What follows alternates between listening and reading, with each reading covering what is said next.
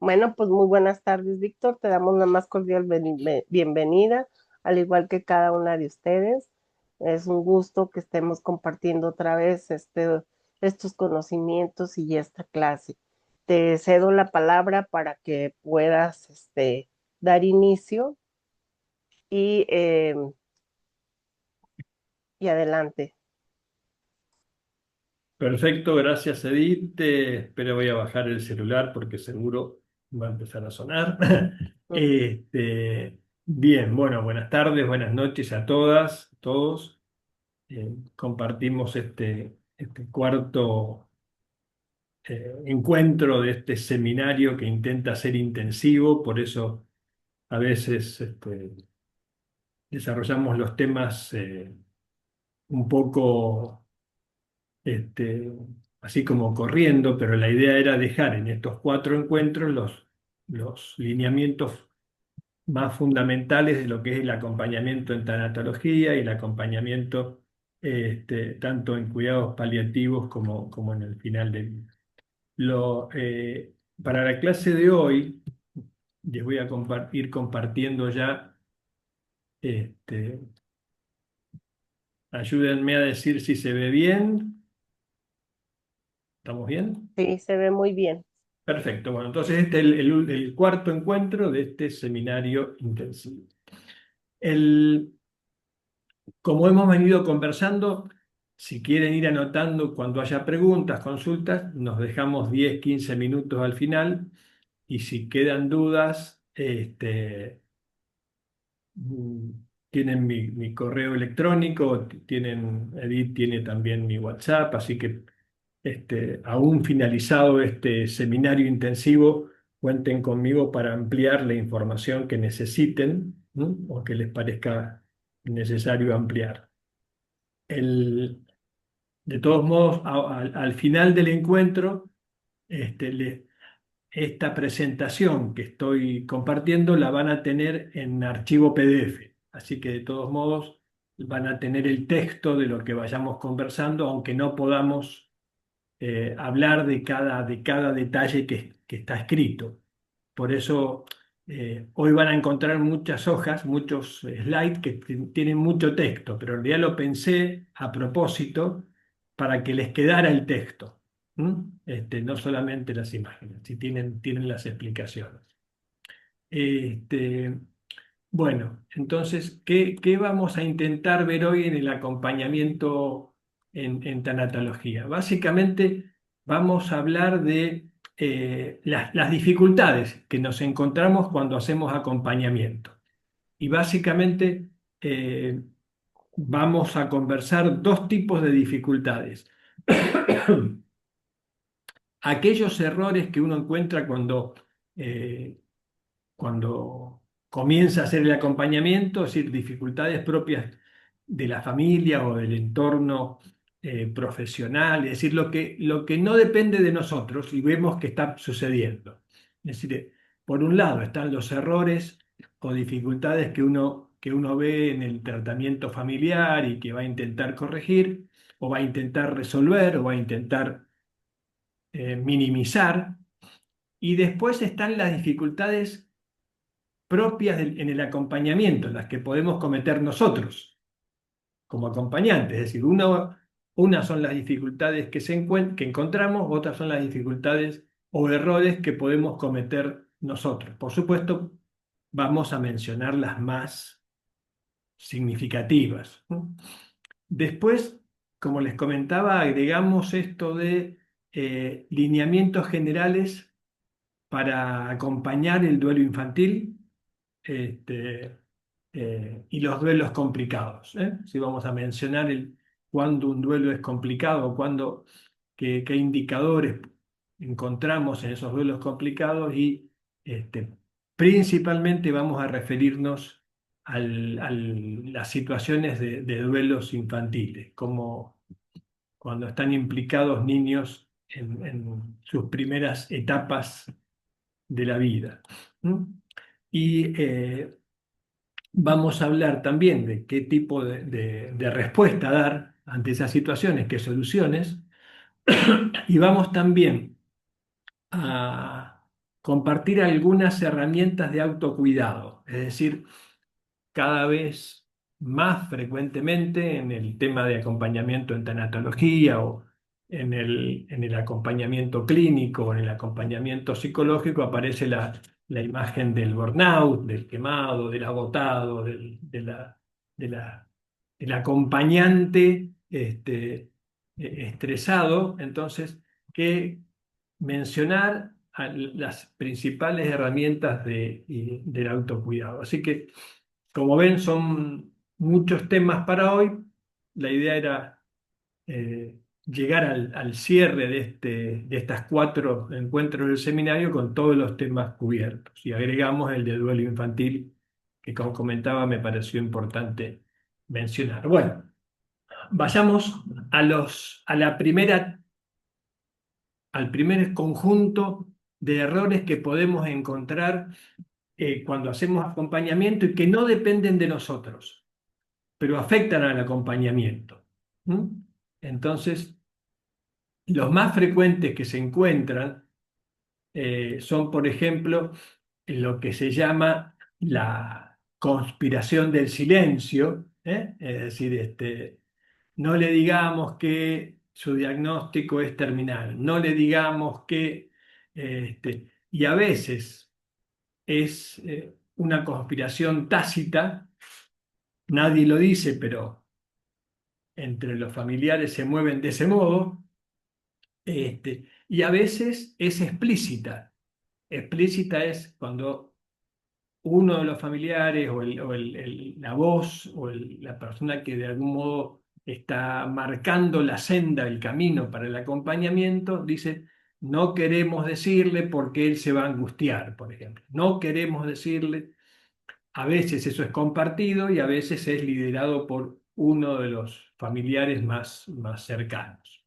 Así que este es un tema de conspiración del silencio. Sabemos que no es, que no ayuda. ¿Eh? Recuerden siempre esta premisa del acompañamiento tanatológico.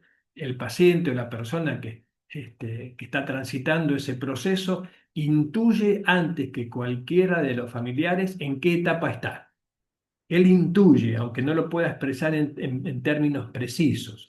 No hay ocultamiento y silencio este, que pueda suprimir su intuición. Lo siente en el cuerpo, lo intuye, ¿no? Aunque no lo exprese y aunque él también quede sumergido en esa conspiración.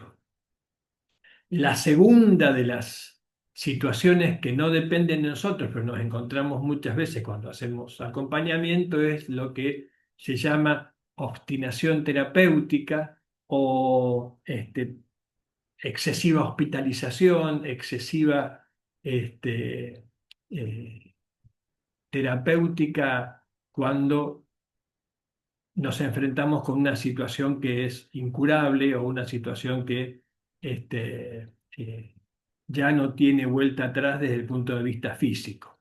Desde esta mirada, nosotros como acompañantes tanatológicos tenemos que tener siempre muy en claro esta diferencia entre sanar y curar. Cuando no se puede curar, se puede sanar. ¿Mm? El tanatólogo, nuestra principal función es sanar las heridas de la mente cuando estamos en situaciones de enfermedades incurables o cuando estamos en situación de final de vida. Y sanar, eh, es sinónimo de que la persona muera bien, en paz consigo mismo, en paz con los familiares, reconciliado con la vida, lo que a veces se llama muerte digna, buen morir. ¿No?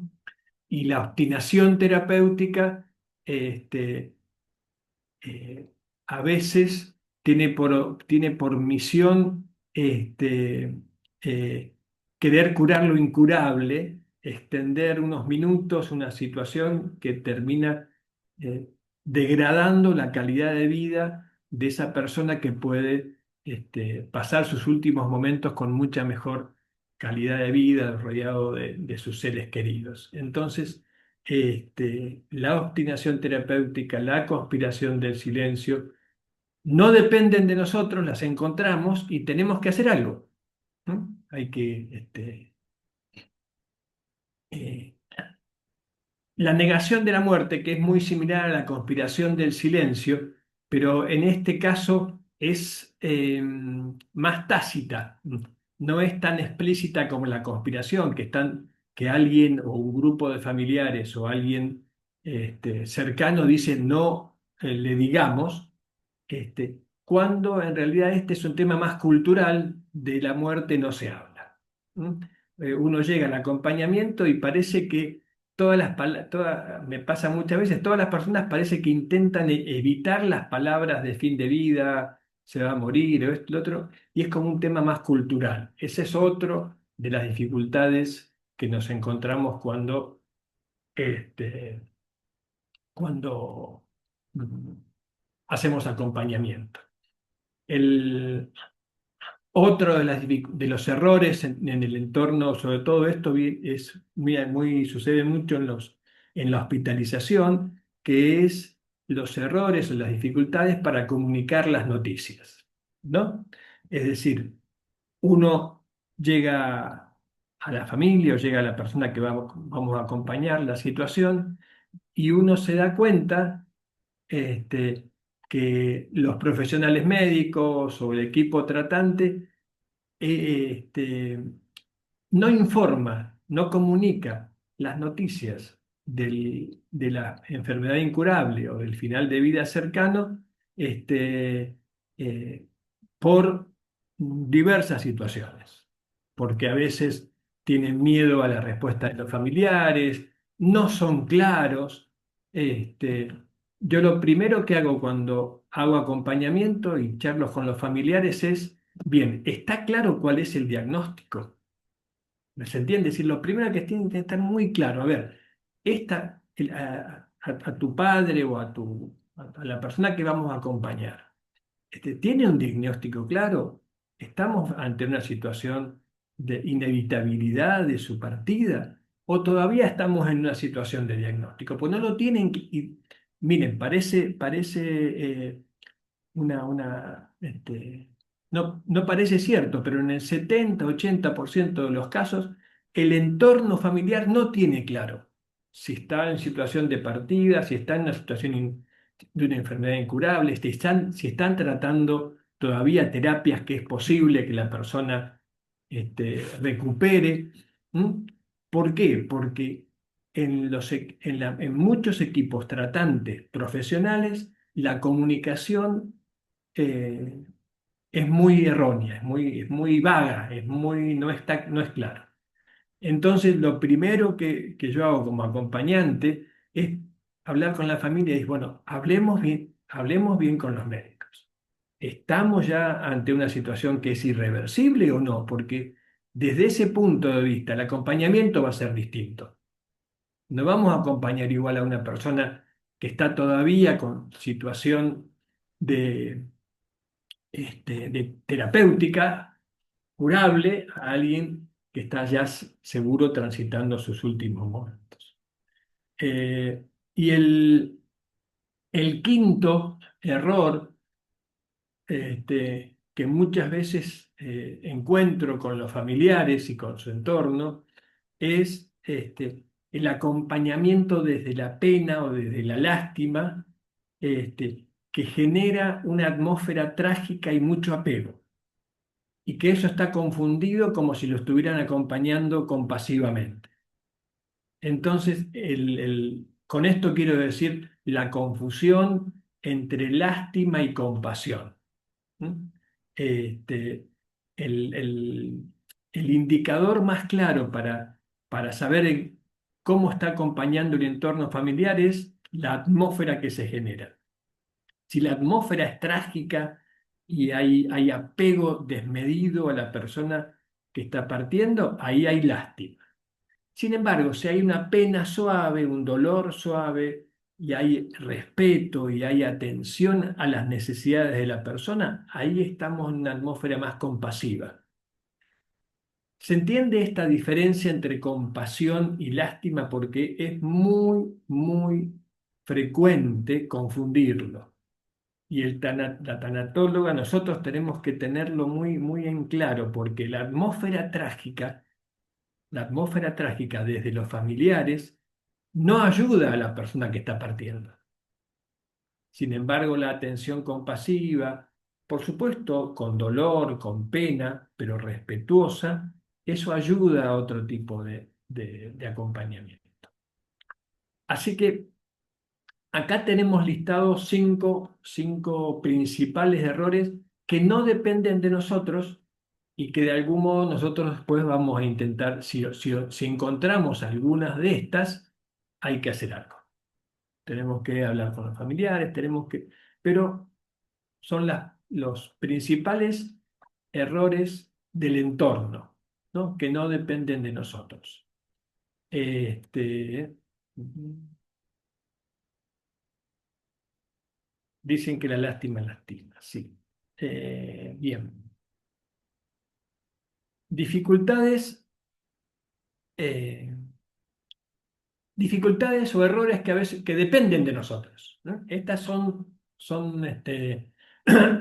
digo, cuando digo de nosotros, digo del acompañante, del tanatólogo, la tanatóloga, del profesional tratante o del cuidador, ¿no? Del familiar cuidador, independientemente de que seamos tanatólogas, que seamos médicas, oncólogas, o seamos psicólogas, o seamos simplemente un familiar que está cuidando, ¿no?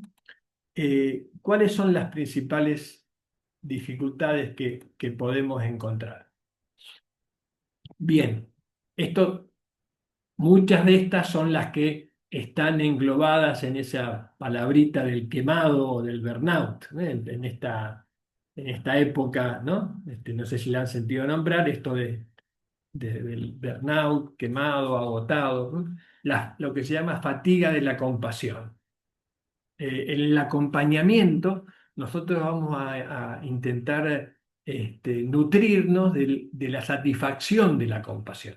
Es decir, cuando uno acompaña desde el respeto, desde la atención plena, desde la presencia plena, como mencionamos en una clase anterior, desde la hospitalidad, cuando vuelvo a mi casa, cuando termino o cuando voy transitando ese acompañamiento, el indicador debería ser de satisfacción, de alegría suave por estar ayudando a transitar una. Pero muchas veces aparece lo que es la fatiga de la compasión, es decir, el cansancio, el burnout, el agotamiento, ¿no? Este, cada vez más frecuente en los equipos tratantes. Al final de la clase de hoy vamos a dar eh, soluciones para esto. Cuando uno reconoce que está fatigado, algo tenemos que hacer. Entonces, al final vamos a buscar las herramientas de autocuidado. En el capítulo de hoy vamos a mencionarlas. Eh, segundo error o dificultad que podemos cometer, en el acompañamiento ver claramente dónde está la dificultad e intentar imponer lo que uno cree que es la solución. A veces pasa mucho con personas que somos, no sé, por ejemplo, que tenemos una profunda creencia religiosa, entonces vemos con claridad que una salida, una ayuda podría ser ayudar a que la persona, por ejemplo, que no tiene una creencia religiosa, la tenga. Entonces, a veces, desde la mejor intención, a alguien que no cree les decimos, pero tú deberías en este momento, que es el final de tu vida, tomar contacto con un Dios o con una creencia religiosa determinada, y eso es contraproducente. En todo caso, si uno observa la dificultad está eh, en su carencia de espiritualidad, ¿Se acuerdan que mencionamos que hay modos con las preguntas de acercar a que la persona encuentre su propia conexión con la espiritualidad, pero no imponer la propia o forzar la propia, ¿no? Este, y una tercera que es muy, muy frecuente en el familiar, el cuidador familiar, es la minimización de las expresiones de quien acompañamos. Entonces, eso genera lo opuesto a lo que queremos. La persona, la persona dice, este, estoy muy preocupado porque mis hijos van a quedar sin apoyo económico, suponte, y la persona que está acompañando, el familiar, además dice, no te preocupes, eso no va a pasar, lo minimiza, lo minimiza. En todo caso, si los quiere ayudar, diríamos, bueno, no te preocupes, ¿qué es lo que a ti te preocupa? Que van a quedar sin sustento. Mira, estamos haciendo esto, sí. La tranquilidad eh, tiene que venir por la solución de del problema y no por minimizar lo que está diciendo. ¿Se entiende? Es decir, no degradar, no minimizar lo que la persona... Si lo expresa como dificultad, por algo es, porque en su interior está golpeando esa carencia. O, por ejemplo, minimizar expresiones como me voy a morir y por qué me pasa a mí, qué injusto que es la vida conmigo. Y también minimizamos, no hables de eso, no digas eso, no, justamente.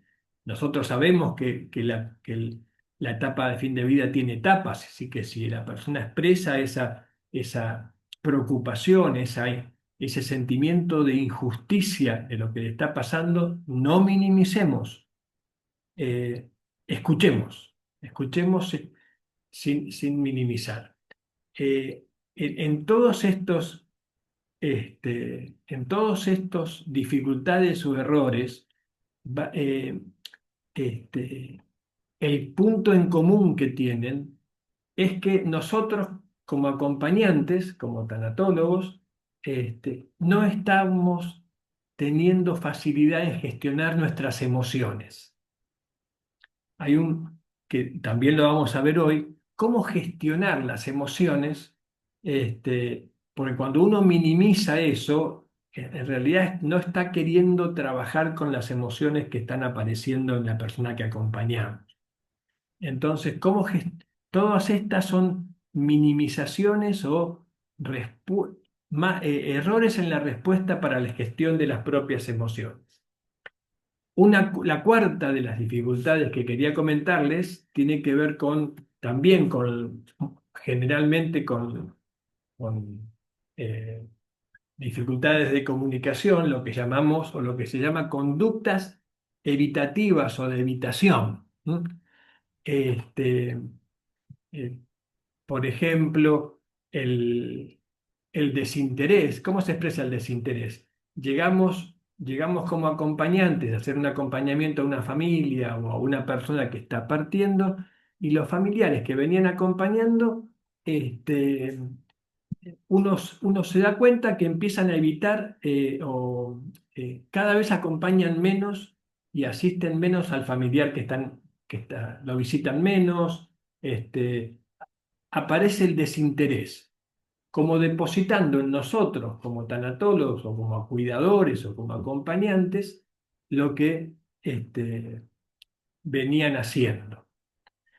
Cuando nosotros comenzamos el acompañamiento, no se trata de que los familiares vengan cada vez menos, ¿se entiende? No, porque justamente el afecto, el interés, es parte que no podemos nosotros reemplazar, ¿se entiende? Si nosotros vamos a acompañar y ayudar, a dar consejos, a escuchar, a acompañar compasivamente, pero no podemos reemplazar de ninguna manera el afecto familiar.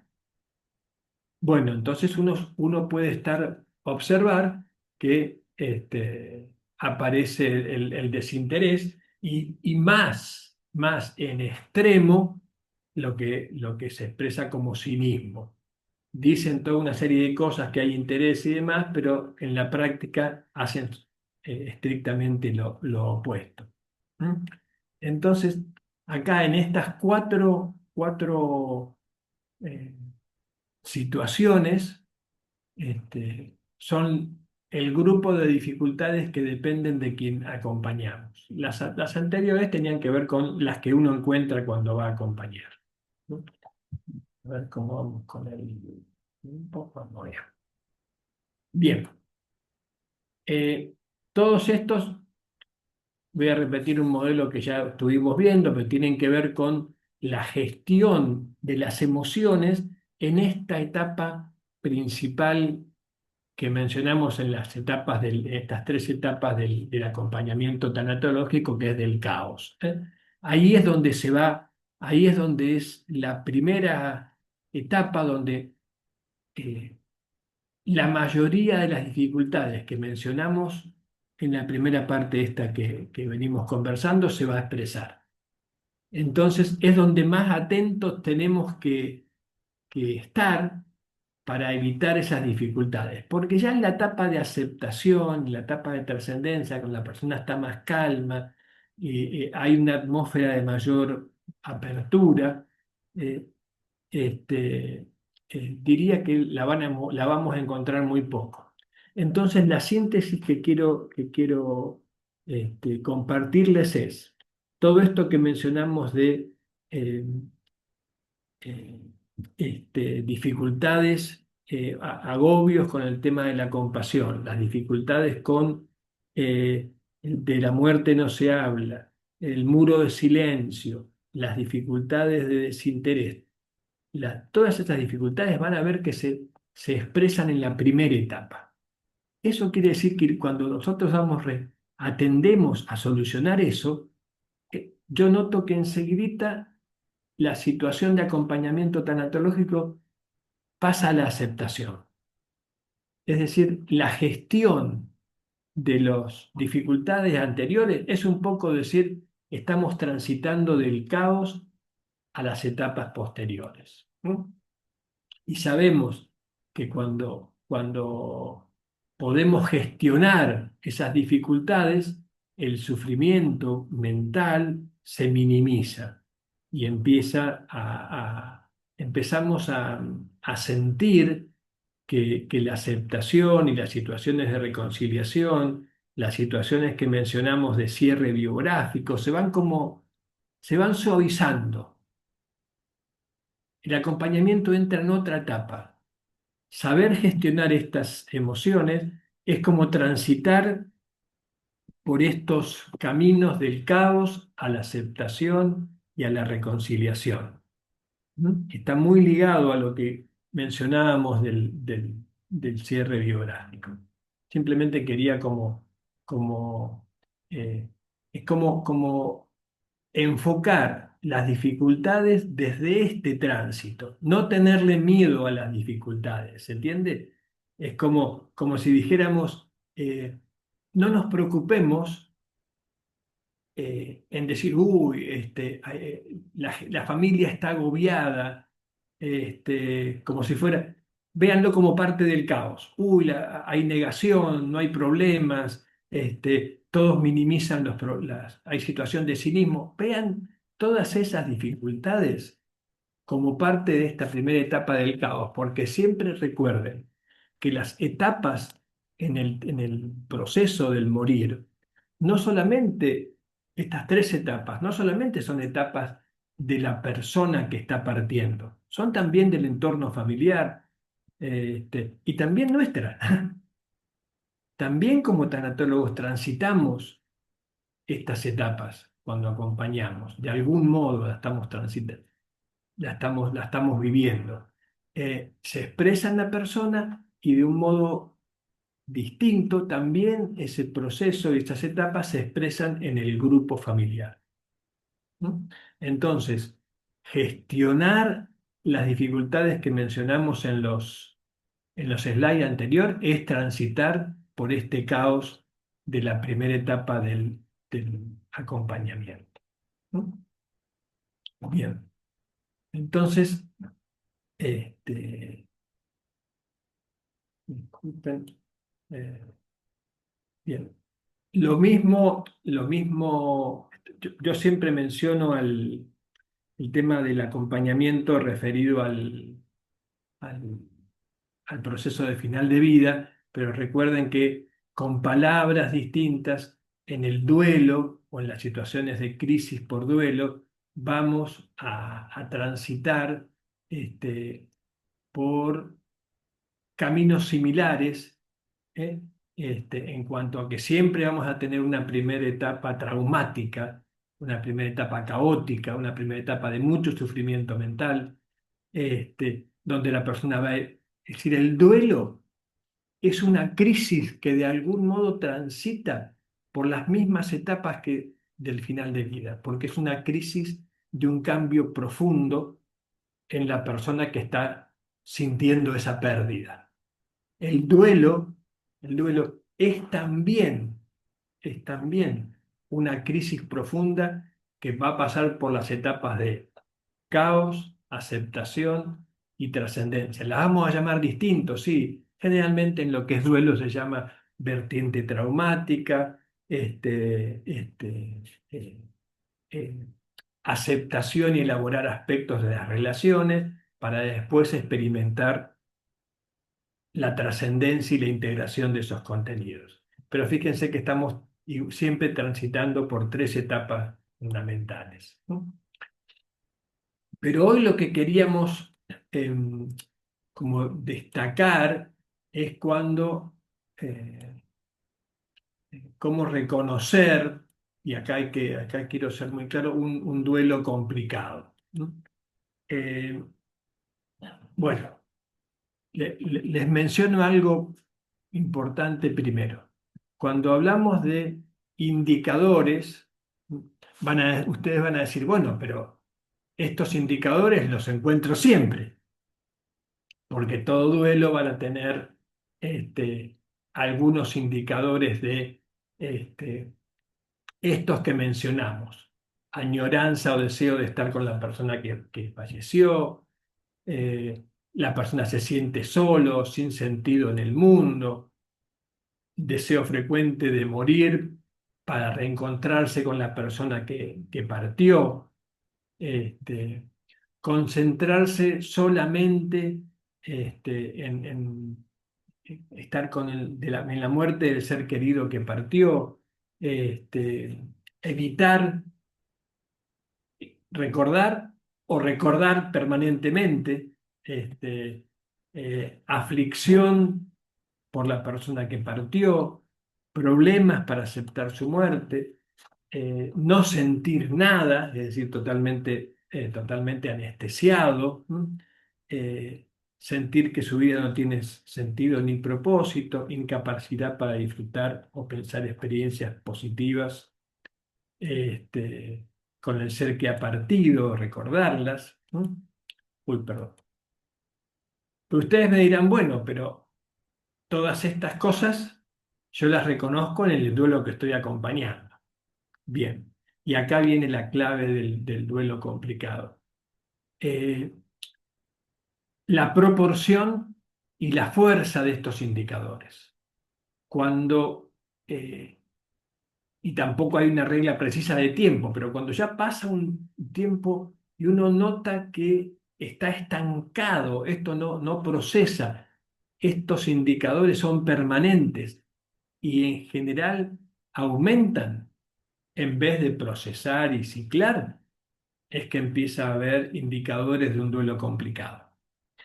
Estos mismos indicadores también van a estar presentes en duelos, en procesos habituales de duelo, pero uno se da cuenta que se van moviendo, de que va procesando, de que hay un movimiento en una dirección.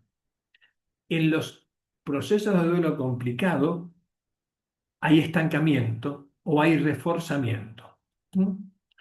Eh, Continuando con esto de los duelos complicados, eh, tal vez aquellos que podamos tomar como indicadores más potentes o como síntomas más potentes del duelo complicado, es cuando ya, pasado un tiempo, eh, la persona rompió totalmente sus rutinas habituales y no puede llevar a cabo sus rutinas en su vida cotidiana. Eh, Se aísla y se retira de las actividades sociales. Eh, Experimentar depresión, tristeza, pero profunda, ¿no? Porque es normal que en un duelo experimente esto, pero recuerden esto de la potencia del duelo complicado. Creer que hizo algo mal o podría, el tema de la culpabilización o evitado la muerte, sentir que no vale la pena vivir sin el ser querido y el deseo de haber muerto con el ser querido que partió. Cuando estos indicadores, eh, uno como acompañante siente que no se mueven, no procesan o se fortalecen, ahí estamos en situación de duelo, de un duelo complicado, ¿no? Este, y en ese caso, vale lo que mencionamos también para el acompañamiento en general tanatológico, que es háganle caso a su intuición, no solamente lo que observan, sino si ustedes sienten que hay estancamiento, que están acompañando a una persona y que esos indicadores persisten y no se modifican o se fortalecen, eh, porque no hay una regla, ¿no? Salvo estos indicadores, no hay una regla precisa para decir, bueno, cuándo un duelo se ha tornado complicado o no. ¿No? Ahí les aconsejo que se guíen por su intuición, ¿no?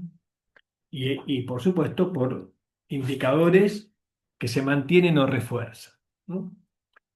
Ante estas situaciones de duelos complicados, duelos significativamente complicados, qué herramienta podemos ir aportando para ir saliendo de este sufrimiento, para ir aceptando y avanzando hacia una situación de mayor eh, integración o trascendencia del duelo? Lo importante es saber que siempre hay algo que se puede hacer para mejorarlo y que la persona que está transitando el duelo, si podemos ayudarlo a que procese esa situación, va a salir fortalecido, porque es una situación de cambio, ¿no?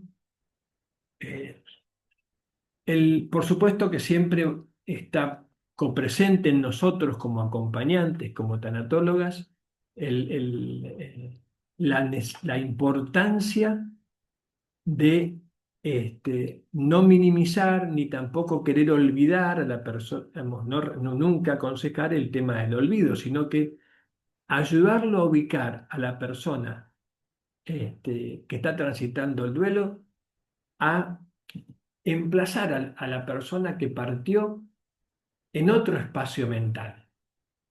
Porque lo que ocurre en el duelo es que la persona, el sufrimiento mental más fuerte es el registro de lo que se llama presencia de la ausencia. ¿Se entiende esto? Es decir, está muy presente la sensación de que ya no está acá al lado mío. Es psicológicamente lo que se llama presencia de la ausencia. Cuando digo, ¿qué ausencia? La ausencia física. No está en mi casa, no está. Fíjense, cuando hablan con las personas que están transitando un duelo de estas características, eh, eh, hay una pena muy grande porque no lo ven en la misma silla que estaba sentado, transitando y caminando por los lugares habituales. Entonces, no hay que ayudarlo a olvidar, sino que a emplazarlo en su memoria de un modo suave. Deja de estar afuera porque ya no está físicamente y comienza a estar adentro, internamente. No sé si se entiende, es como Eh, eh, Seguramente uno puede apelar a la experiencia personal. Todos hemos amigos, familiares que han partido. Cuando uno puede fortalecer el emplazamiento mental de la persona, el recuerdo, cuando digo emplazamiento mental es, no está acá afuera, pero está en mi interior, vive en mi interior. Las personas que han partido parten físicamente, no están más, pero están en nuestra biografía, están en nuestra memoria. Están. Yo cierren los ojos, recuerden a un ser querido o a alguna persona, amigo o alguien que ha partido y está en nuestra memoria. Si nosotros podemos ayudar a que la persona eh, que estamos acompañando en el duelo suavice su recuerdo y deje de tener esa ausencia tan presente afuera, ayudamos, se minimiza el sufrimiento. Por eso se pueden hacer actividades que permitan recordar al ser querido. Es decir, es como pasar de la presencia a la memoria, de lo físico a lo psicológico. Eh, lo otro que es muy importante es este, eh, ayudar a la persona que está transitando el duelo a registrar la trascendencia del ser querido que partió. ¿Por qué? Por sus acciones, por su espiritualidad, eh, como por su biografía, qué nos dejó, qué le podemos agradecer. Fíjense que de algún modo le estamos dando vida en el interior de la persona que está transitando el duelo, porque siempre tengan presente esto. El registro de mayor sufrimiento mental en el duelo está dado por la ausencia física. Y la ausencia física se compensa y se trasciende y se supera por la presencia mental. Deja de vivir afuera para fortalecer su vida en el interior de nosotros. Entonces, el legado, lo que ha hecho, su memoria, lo que le podemos agradecer, permite minimizar el sufrimiento. Otro tema que puede ayudar, rituales. ¿A qué llamo ritual? Pequeñas acciones, este, eh, por ejemplo, una vez por mes, ir, si es que lo han, si es que lo han enterrado en un cementerio, o si está en unas cenizas, en un lugar determinado. Bueno, ¿cada cuánto te gustaría que vayamos, que dejemos una flor? Digamos, el ritual, ¿qué ritual nos permite recordarlo con calma, con compasión? Oraciones, si es que uno tiene una determinada creencia. Cuando me refiero a oración, no solamente me refiero a las oraciones de tipo religioso, esa es un tipo de oración, un tipo de ritual. Pero también alguien puede simplemente poner su mano en el pecho y recordar al ser querido y agradecer los momentos vividos. Eso también es una oración. O pedir para que la persona que nos acompañó viva en nuestro interior y haya trascendido. También es una oración, ¿no? Eh, Esto ya es más desde el punto de vista de la trascendencia espiritual. La creencia, la certeza, fortalecer en la persona que él, si es que tiene una creencia, que su presencia en otros tiempos y en otro espacio está latente. Entonces, dejó de tener su presencia física en este tiempo y en este espacio propio de este universo, pero si la persona cree que hay otros tiempos, esa persona ha trascendido a otros tiempos y otros espacios. ¿No? Es decir, todas estas son pequeñas herramientas para salir del sufrimiento en duelos complicados o en duelos habituales. Son herramientas de trascender la ausencia física, ¿no? Pero recuerden siempre que Lo vuelvo a repetir, porque muchas veces cuando se dice trascender la ausencia, parece que fuera un sinónimo del olvido y nada más alejado de la falta del problema en el duelo que, este, que proponer olvidar. Al contrario, llevamos su presencia a nuestro interior. Y acá es una frase que me parece que puede ayudar, que es trascender el proceso del duelo, complicado, duelo habitual, puede implicar un crecimiento interno de la persona habilitando una comprensión mayor del sentido de la vida y de la vida en general. Este, Trascender el duelo fortalece, ¿no? Este, y acá estas son algunas de las herramientas que, como estamos con el tiempo, vamos bien. Bien, entonces, ¿vamos bien? ¿Se va comprendiendo un poco, aunque vaya, ¿no? En todo caso, son muchos temas, pero bueno, como dijimos, este, eh, eh, van a quedar, aunque sean los escritos, para, como ayuda a memoria.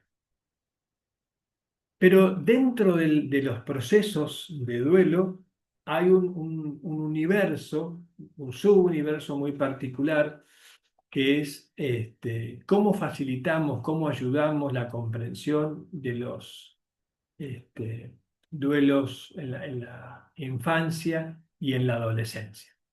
Y esto es importante porque tienen algunos parámetros distintos a los que mencionamos y sobre todo, como les comentaba hoy, eh, se observan muchos errores familiares propios del desconocimiento o propios a veces de la buena intención del familiar. Este, Primero vamos a hablar que es la que más nos afecta, que es el, los duelos por pérdida de un ser querido, porque hay duelos por mascotas, hay duelos por situaciones, hay muchos duelos. Vamos a enfocarnos en el duelo cuando un niño o una infancia o una adolescencia pierde un ser querido, que es lo que más nos afecta a los adultos y también muchas veces es lo que más, en mi caso particular, me requiere mucho en las escuelas. Bueno, nosotros aquí tenemos un programa que es acompañar a niños en edad escolar, porque en la escuela los maestros no saben cómo acompañar a ese niño que ha perdido al padre, a la madre, un ser querido. A veces, entonces, las escuelas también, los docentes necesitan tener herramientas para acompañar los duelos de sus alumnos, ¿no? Entonces, este, ¿qué elementos son comunes? ¿Qué elementos son comunes para comprender el tema de la partida de un ser querido y demás? Y que tenemos que ser siempre claros en esos conceptos. Primero que el tema de la muerte es una universalidad. Es decir, esto que siempre mencionamos, todo ser vivo desde el punto de vista físico tiene un final como tiene un final una flor, una estrella, una galaxia, un cuerpo, una mascota, un ser humano. Es un universal de la vida, la partida, el final, ¿no?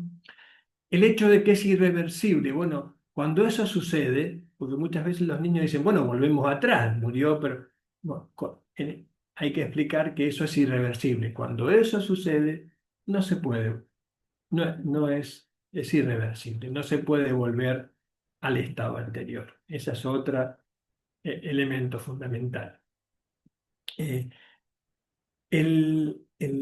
que las funciones de su cuerpo, el habla, sus movimientos, eh, todas las funciones vitales se van a parar, se paran, dejan de funcionar. Uno dice, bueno, pues una obviedad sí, para un adulto es una obviedad. Acuérdense que estamos hablando de niños.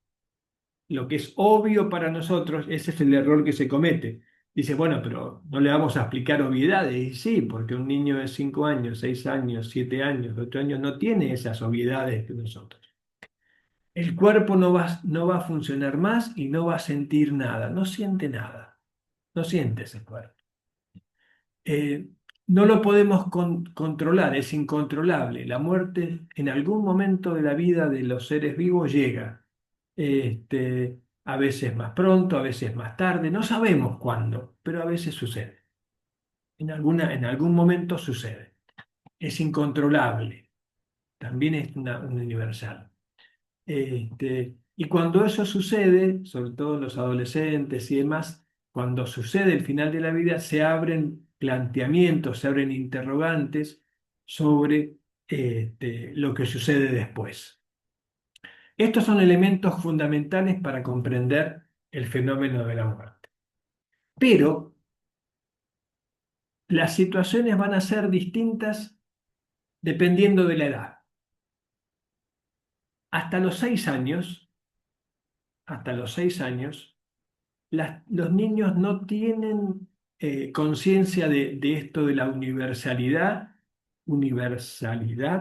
ni de la reversibilidad o irreversibilidad. No tienen esos conceptos. No podemos explicarles eso. Más que nada, hasta los 6 años predomina el pensamiento mágico en el sentido de que ellos pueden producir con sus imágenes cualquier cosa con pensarlo.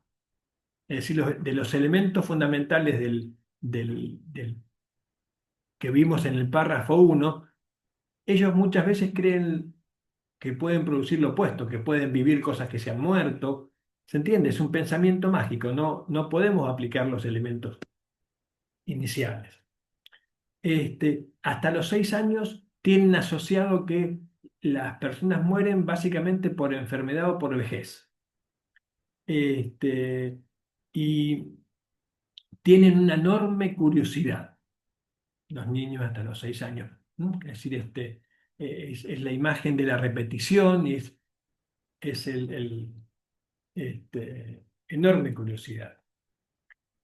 Después de los 6 años, a partir de los 6 años, este, ahí sí ya empiezan a cuestionarse la posibilidad de la muerte propia o la de sus seres queridos. Aparece la imagen, aparece la pregunta, la cuestión, ¿no? Y comienzan a comprender el concepto de reversibilidad y de la falta o de la no funcionalidad, que ya no va a moverse más, que no va. ¿No? Y comienzan a manifestarse cierto razonamiento y buscan explicaciones a lo que le están explicando o sucede. Fíjense qué diferencia entre los 6 años y los segundos y el segundo septenio, ¿no? Es decir, básicamente algunas escuelas hablan de 7 años, otras 6, digamos, algunos hablan de septenios, algunos hablan de ciclos de 6 años en estos cambios en el modo de conceptualizar estos temas. Y ya cuando comenzamos a, a tratar con el tema de la adolescencia, la comprensión ya se hace la de un adulto o una persona adulta mayor. En esos casos, aumento de los conflictos con las madres y los padres, aparece el tema de la culpabilidad, puede aparecer en esa edad de la adolescencia, comienza a circular en su cabeza la imagen del suicidio, este, y no quieren ser diferentes a sus iguales. Fíjense que hasta de los 6 a los 12, 13, 14 años, y cuando comienza la adolescencia es una situación totalmente diferente a las otras dos etapas. Entonces, tengamos en cuenta esto ¿con quién estamos tratando? ¿Con un niño de 4 o 5 años o con alguien que tiene 16? Porque va a ser diferente lo que puedan comprender y cómo tratarnos, ¿no? Bien, en estos casos, en estos casos, como resumen, en niños, niñas y adolescentes, ante la muerte de un ser querido van a aparecer, sobre todo en la etapa de los 7 en adelante, tres preguntas fundamentales.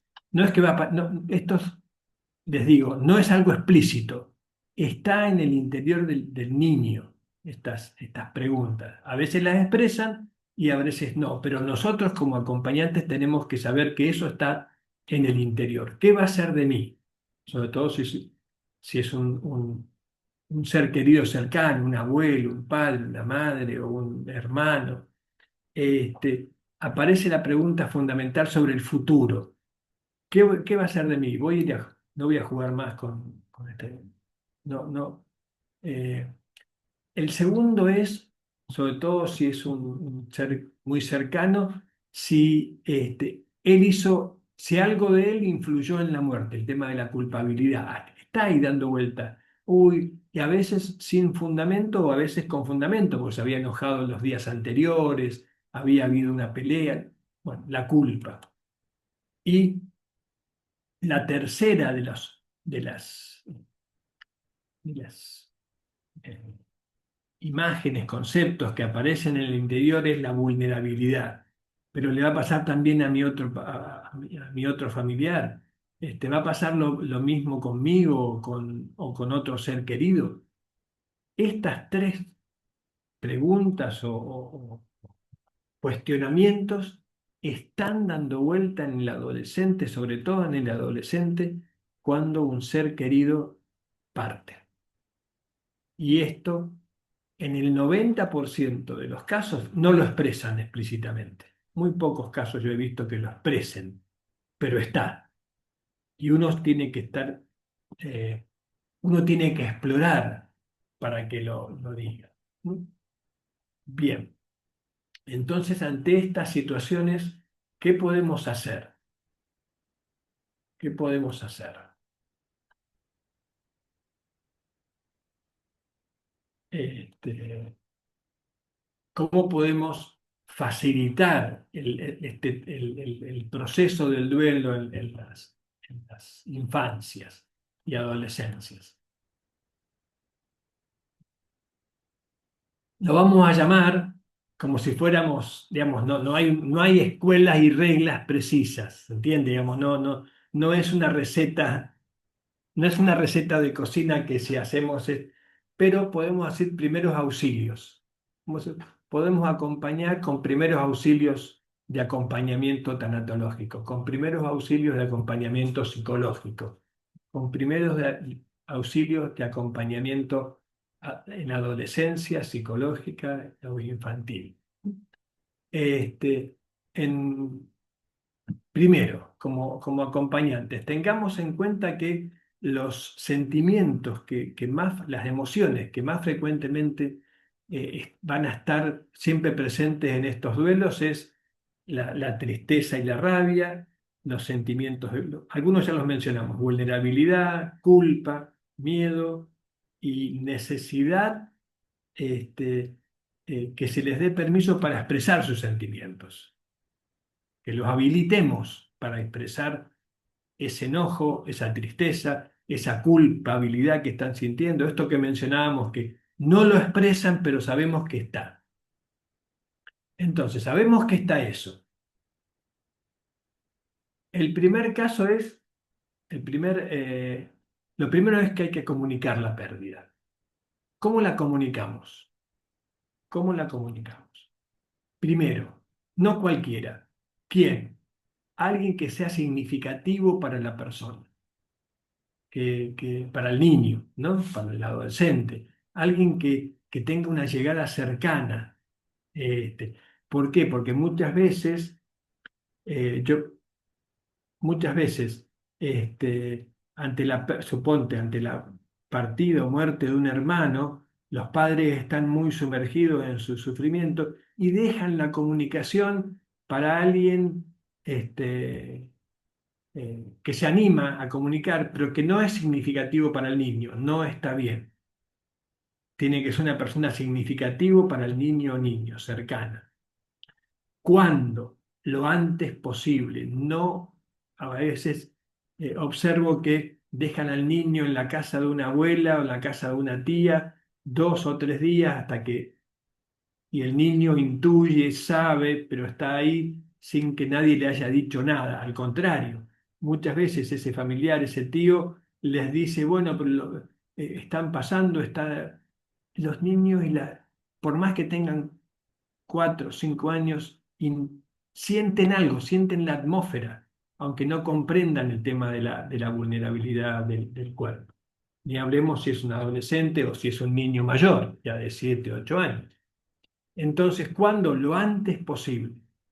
¿Dónde? En un lugar tranquilo, silencioso y seguro. En su casa, en un lugar que ellos sientan en su habitación, en un lugar que se sientan cómodos, silencioso, tranquilo. Una persona que sea significativa para ella, puede ser el abuelo, un padre, ojalá, una madre, una tía cercana, no alguien que no tenga llegada. ¿Cómo? ¿Cómo le cuento al niño? Bueno, por supuesto, la principal error, evitar eufemismos, evitar metáforas, sobre todo en los niños más niños.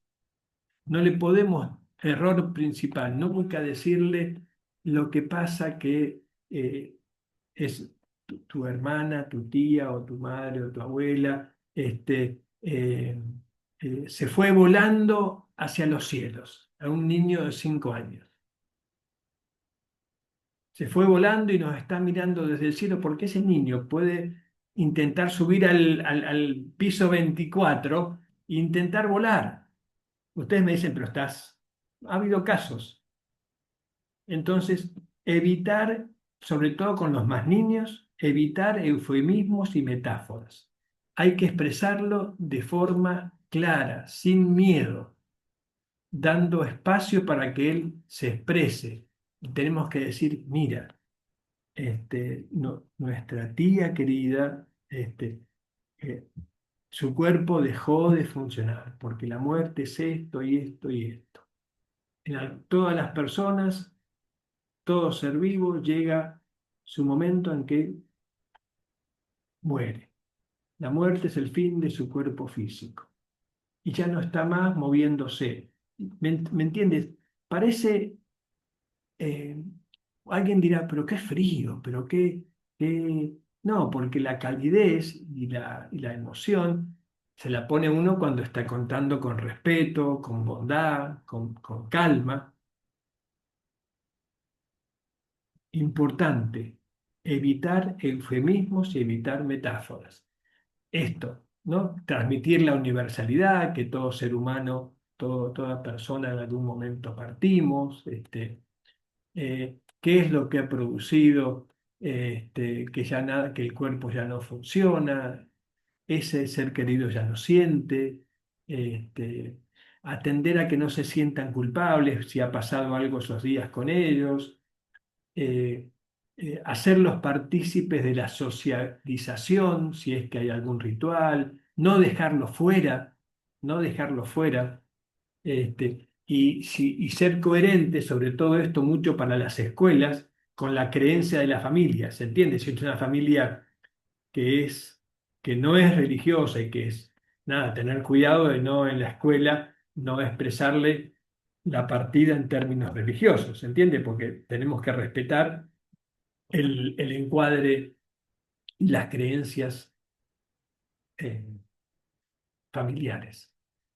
Este cuadro de estas 3 o 4 conceptos de quién, cuándo, dónde y cómo es mitad del trabajo para que el niño comprenda y comience a transitar su duelo. ¿Mm? Eh, y esto podemos acompañar, pero tiene que hacerlo un ser querido, ¿no?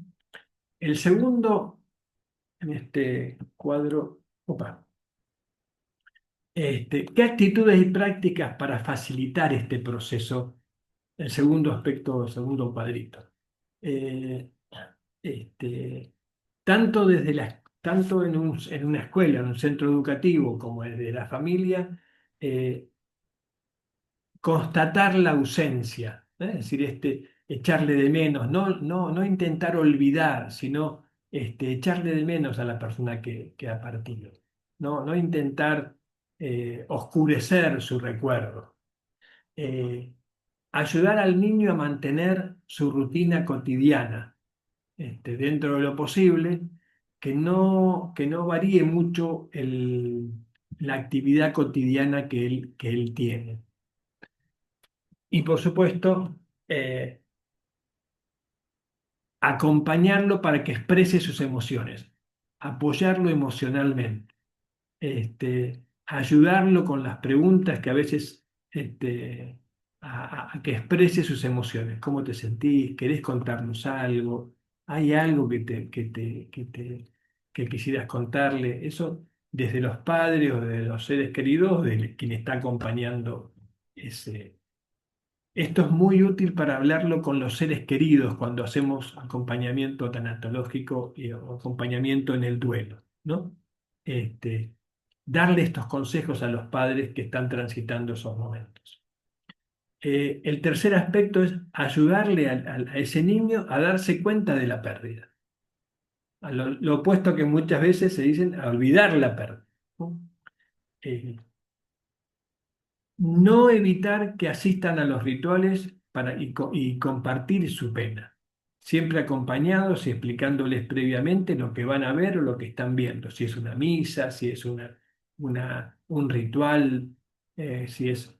Este, pero si no quieren acudir, no forzar. ¿Se entiende? Es decir, por un lado, no ocultar el ritual, pero tampoco forzar si no quieren ir. No, no quiero ir, perfecto. Eh, ayudarle a recordar a la persona y a separar el cuerpo de su recuerdo. El cuerpo dejó de funcionar, pero él puede vivir en tu interior. Tu abuelo puede vivir en tu interior. Lo recordamos, las cosas que hacías con él. Su cuerpo ya no está, pero está en nuestro recuerdo. Eh, el, cuando hay un acompañamiento en cuidados paliativos o enfermedades largas, generalmente en los niños el duelo se anticipa, ya intuyen, lo empiezan a sentir.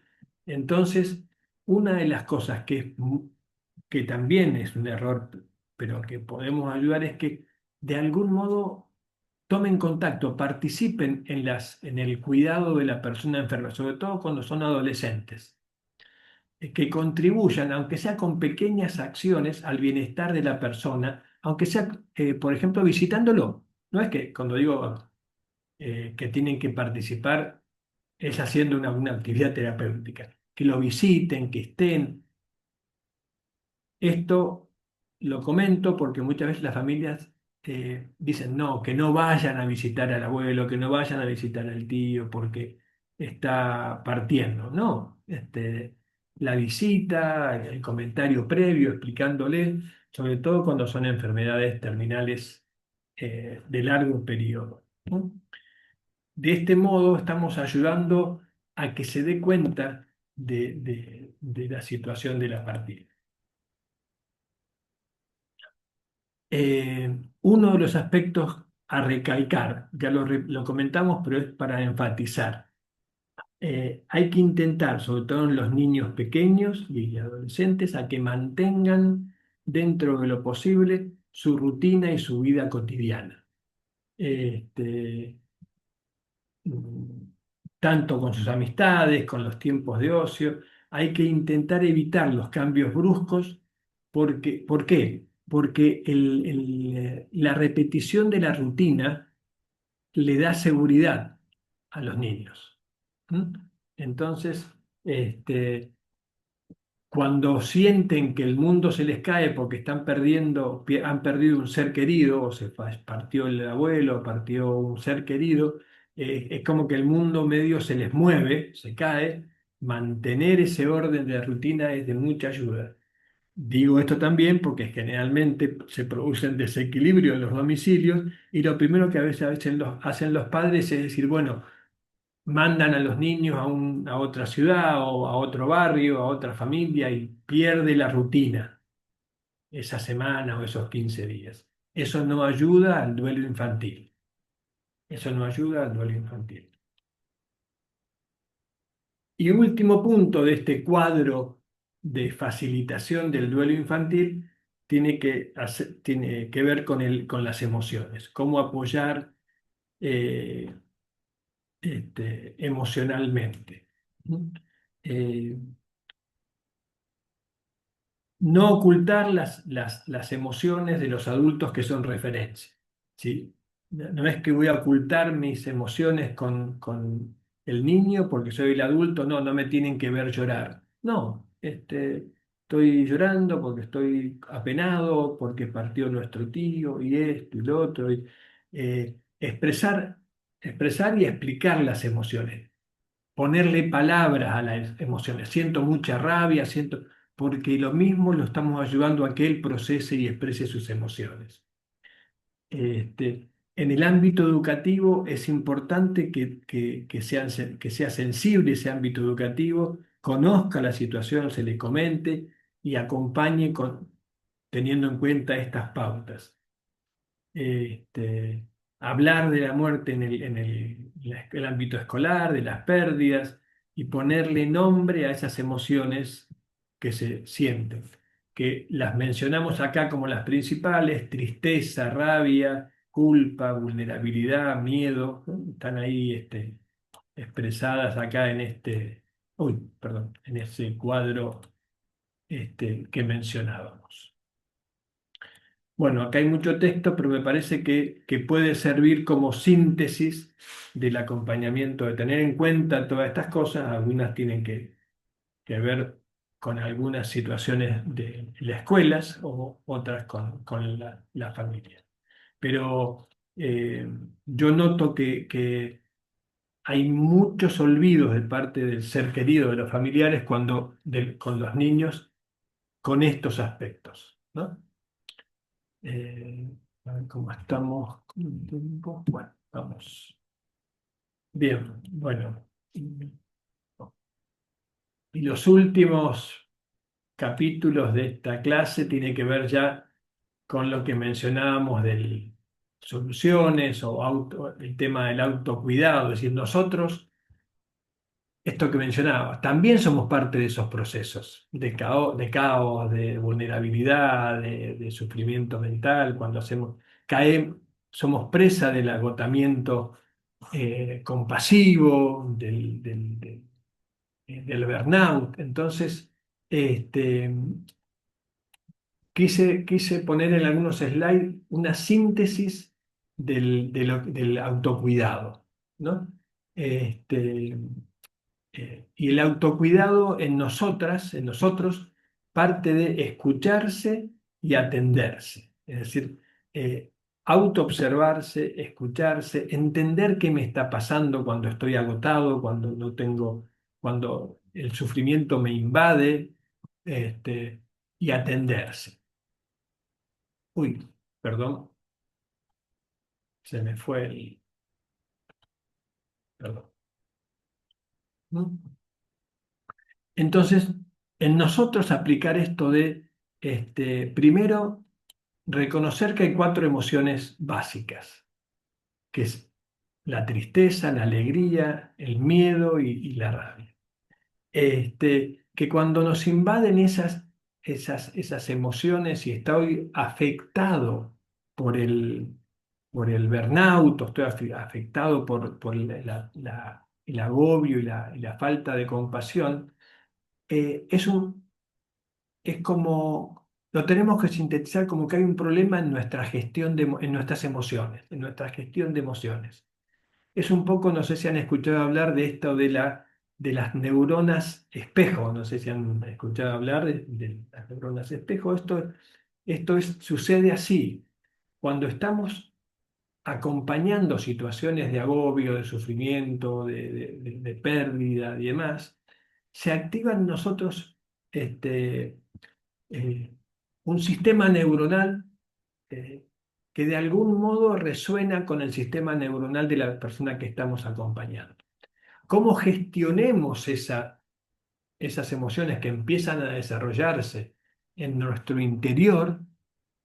Tiene que ver con esto del autocuidado o del descuido hacia nosotros mismos. ¿Mm?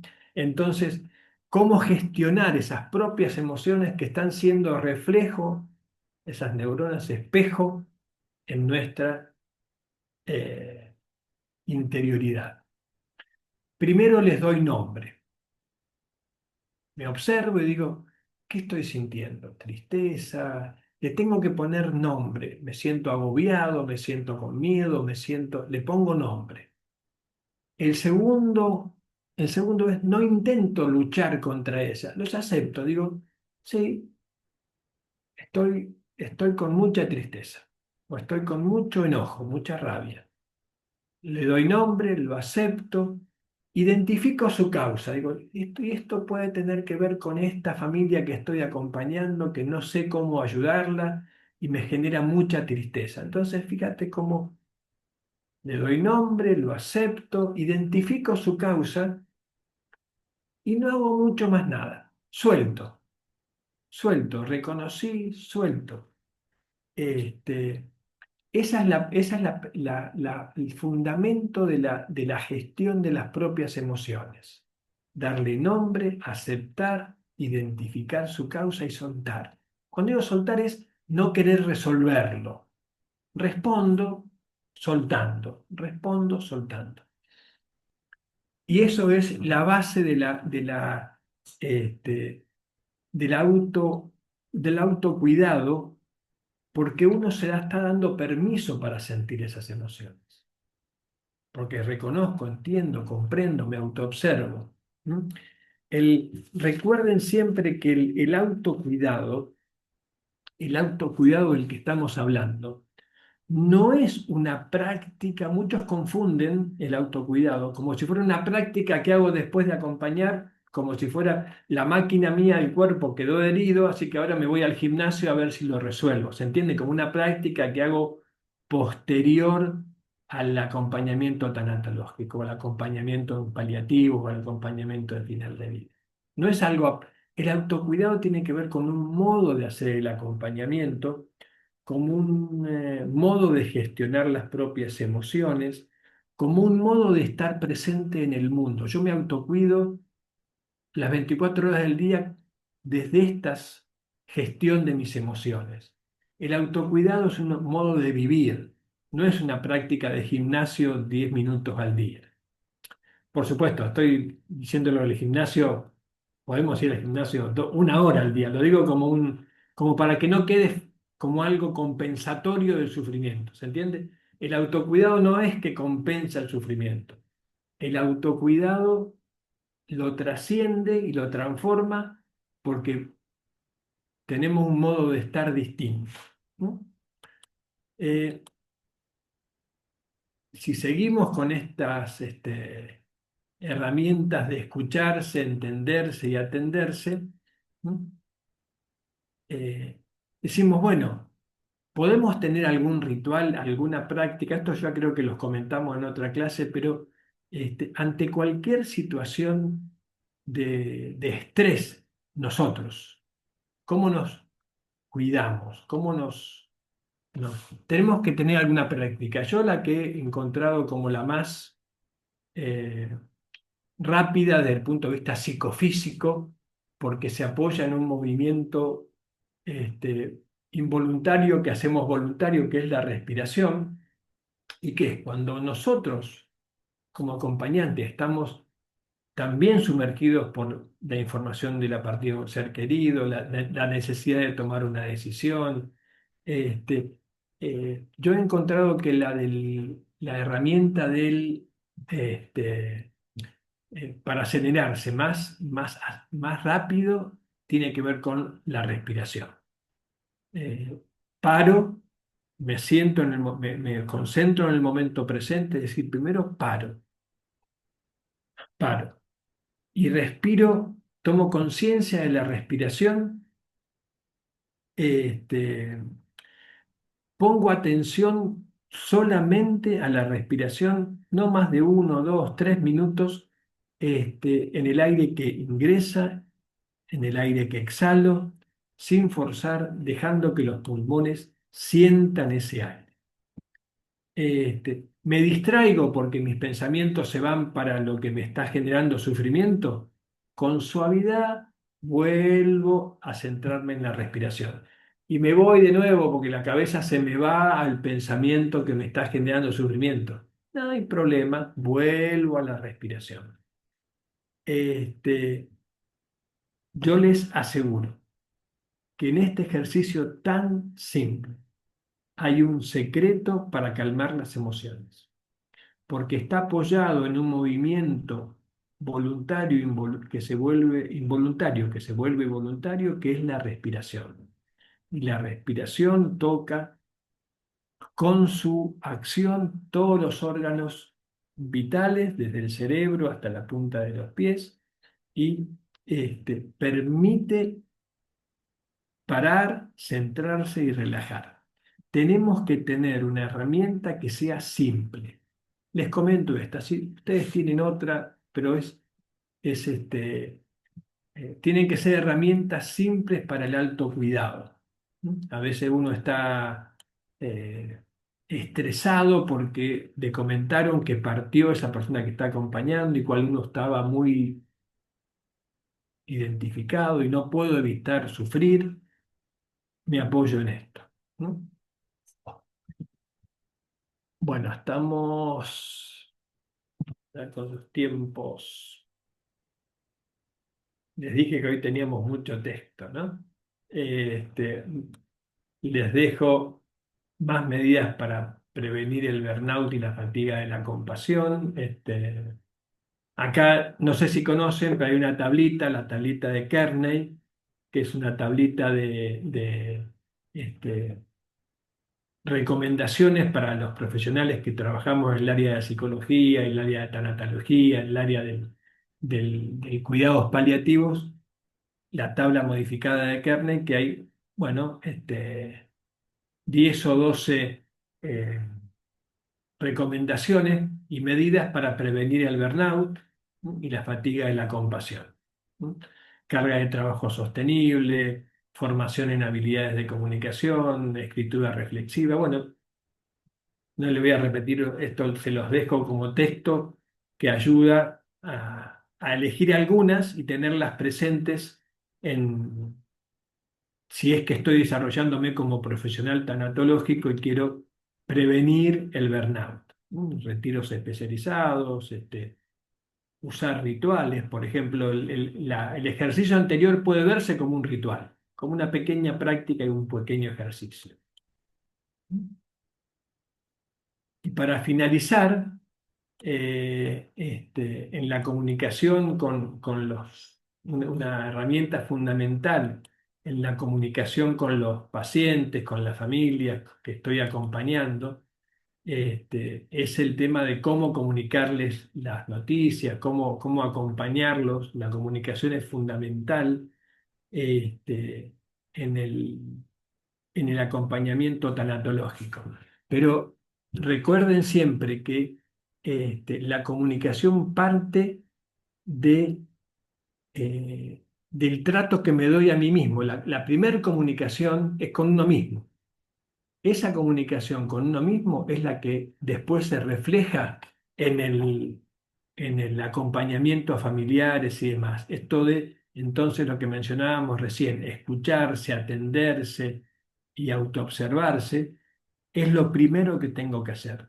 Siempre repetimos lo mismo. El trabajo de la tanatóloga, del tanatólogo, del acompañante en cuidados paliativos y final de vida empieza en uno mismo. Y esta comunicación no crean, no es no es el hecho de la palabra que utilizas para comunicar, de la palabra acertada o no, sino sobre todo de cómo desde dónde lo comunicamos, es decir, del interior, si parte del interior de uno mismo, si estoy conectado compasivamente con la acción que estoy desarrollando, si hay empatía en lo que estoy haciendo, la comunicación, por más que no encuentre la palabra acertada, va a ser eficiente. La ley en tanatología es irradias, en comunicación en tanatología es irradias lo que sientes. Entonces, eh, me conecto con esa ayuda que quiero dar y las palabras van a venir y si no hay palabras, hay silencio, se va a sentir igual. ¿Mm? Y acá estamos, sí, llegando al final de de la maratón de hoy, porque fue muy, me sentí que estaba